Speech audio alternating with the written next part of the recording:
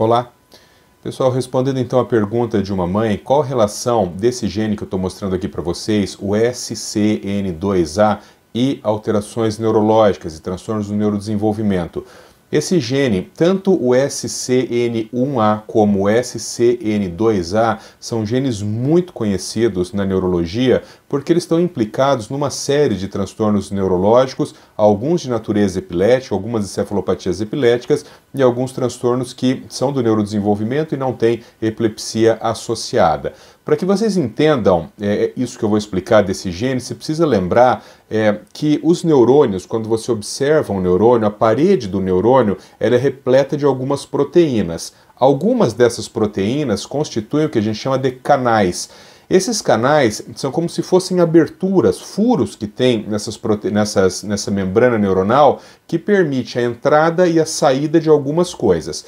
Então, existe uma proteína que constitui um canal que a gente chama de canal de sódio voltagem dependente. O canal de sódio voltagem dependente, como o nome está dizendo, ele é dependente de energia elétrica para que ele funcione, para que ele abra, para que ele feche, para que ele permita a entrada, para que ele permita a saída de sódio. Então, como vocês estão vendo aqui, esse gene, o SCN2A, ele está localizado no braço longo do cromossomo 2, na posição 24,3. E esse gene, o SCN2A, ele codifica as proteínas que constituem o canal de sódio voltagem dependente. Então, quando você tem alterações do gene SCN2A, esses canais de sódio voltagem dependentes, eles vão ser disfuncionais, né? Então, essa entrada e saída de sódio no neurônio, ela vai ocorrer de uma forma errática. Isso pode levar a uma série de implicações no funcionamento do tecido cerebral. Então, habitualmente, as alterações do SCN1A e do SCN2A estão relacionadas a uma forma de epilepsia, uma encefalopatia epilética extremamente grave, chamada síndrome de Dravet, mais antigamente chamada de epilepsia mioclônica severa da infância, mas ela é mais conhecida como síndrome de Dravet. Então, nesses casos, quando a criança tem a evolução clássica da síndrome de Dravet, o diagnóstico ele não é difícil, porque são crianças que costumam ter um desenvolvimento neurológico normal no começo da vida, e ali entre 2 e 3 anos de idade, um pouco antes, um pouco depois, elas começam a ter um quadro epilético muito grave, que habitualmente começa a ser associado com febre, começa com crises epiléticas mioclônicas, e essas crises vão evoluindo com crises tônicas, com crises atônicas, mais tardiamente com crises tônico-clônicas generalizadas nas crianças maiores, e é um quadro, a epilepsia de Dravet, muito refratário ao tratamento. Então, habitualmente, você precisa de vários medicamentos, tentativa de diversos esquemas para que você consiga controle das crises e, na imensa maioria das vezes, esse controle de crises epiléticas ele não vai ser sustentado, ou seja, crianças com alteração desse gene que desenvolvam a encefalopatia de Dravet, a encefalopatia epilética de Dravet,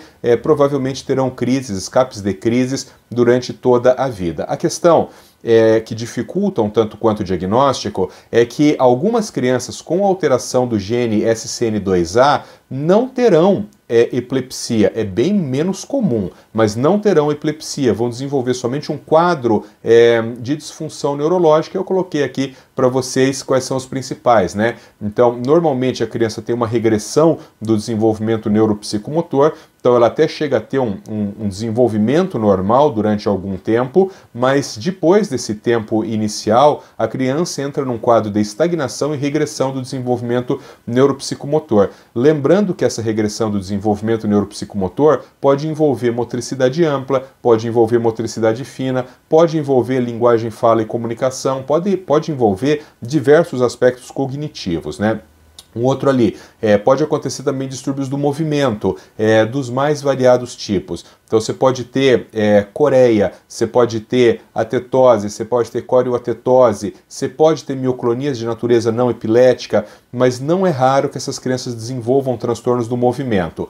O outro que eu coloquei, espasticidade. É comum que as alterações do gene SCN2A provoquem aumento do tônus muscular, que ele pode ser axial, ele pode ser rizomérico ou ele pode ser axorrizomérico. O que significa isso? Você pode ter um aumento do tônus no eixo central do indivíduo, ou você pode ter um aumento do tônus que pegue os membros superiores e membros inferiores.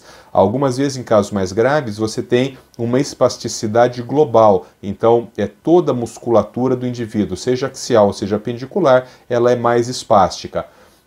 O outro item que eu coloquei aí, transtorno do desenvolvimento intelectual. Então essas crianças muito frequentemente iniciam com atraso do desenvolvimento e vão evoluindo com rebaixamento cognitivo intelectual, portanto com transtorno do desenvolvimento intelectual, com deficiência intelectual. E existem também muitos artigos na literatura relacionando a alteração do gene SCN2A a quadros de transtorno do espectro do autismo, geralmente formas muito graves de transtorno do espectro do autismo.